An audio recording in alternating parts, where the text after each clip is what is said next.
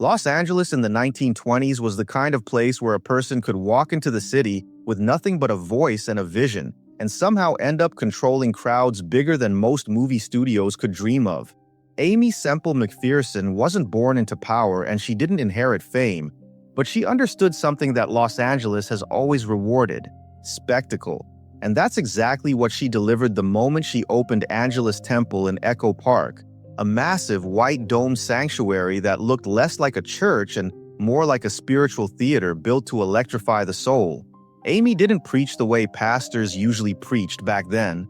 She didn't keep still, she didn't stay soft, and she didn't rely on quiet reverence to make her point. She preached like someone performing a one-woman show, moving across the stage, using costumes, props, sound effects, and dramatic reenactments that made every sermon feel like a living parable. She packed Angelus Temple with thousands of people night after night, filling it to the rafters with seekers, skeptics, and the curious who just wanted to watch the woman who had turned religion into an emotional event. And in a city where Hollywood was rewriting the rules of fame, Aimee accidentally became the first celebrity preacher before America even had a name for that kind of power. Her following exploded so fast, the city couldn't keep up.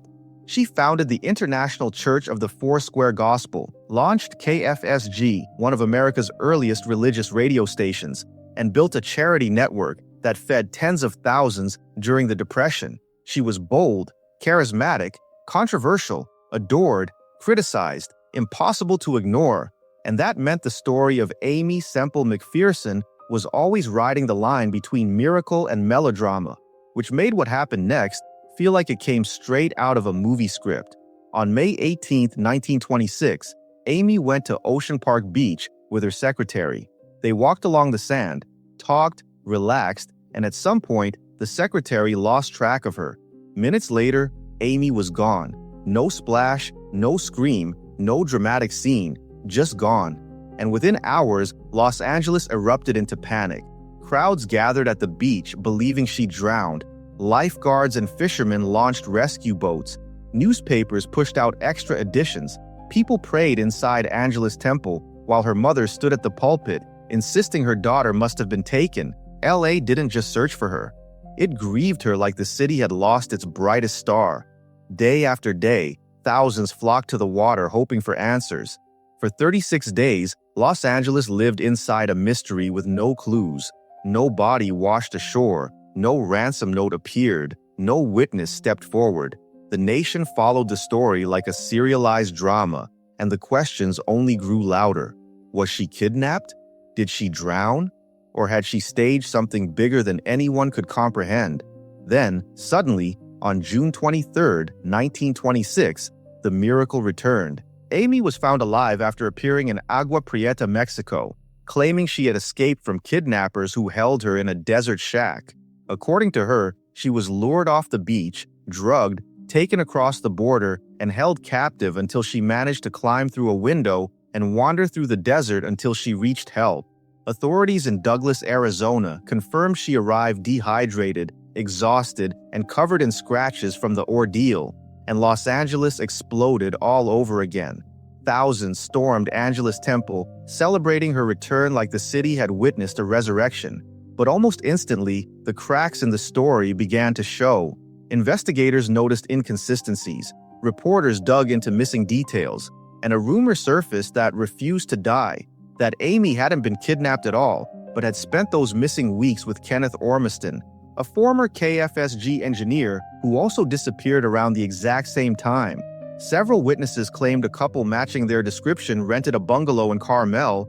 Others insisted they saw them together during the week she was missing. Still others said the timeline didn't line up with the kidnapping story she told. And Los Angeles, being Los Angeles, split into two sides, the believers and the doubters. The Los Angeles District Attorney launched a full investigation. What started as a disappearance had now become a political circus. The DA impaneled a grand jury.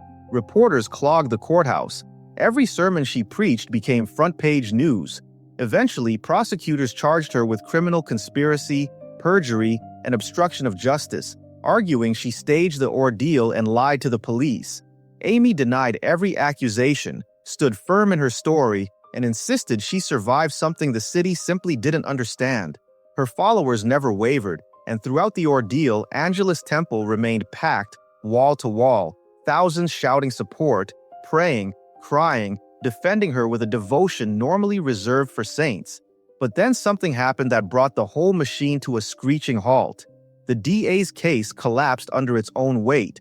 Witness testimony clashed. Evidence contradicted itself. Timelines refused to add up tightly enough for trial. And in January 1927, the district attorney dropped all charges against her and her mother. No trial, no verdict, no closure. Just a mystery left hanging in midair, suspended forever between truth and legend. And that's where the story stayed. Some people believed every word of her kidnapping account until the day they died. Others were convinced she staged the entire thing to hide a secret that would have destroyed her reputation. Aimee never changed her story, never admitted to anything else, and never backed down from the version she told the world. And in a city built on illusions, that's partly why her story survived a century, because the truth was swallowed up by the spectacle. After the scandal, Aimee returned to Angelus Temple like nothing had changed.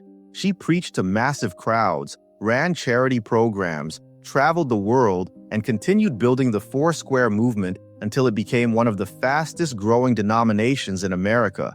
But behind the scenes, the pressure never really left her. Her personal life stayed complicated.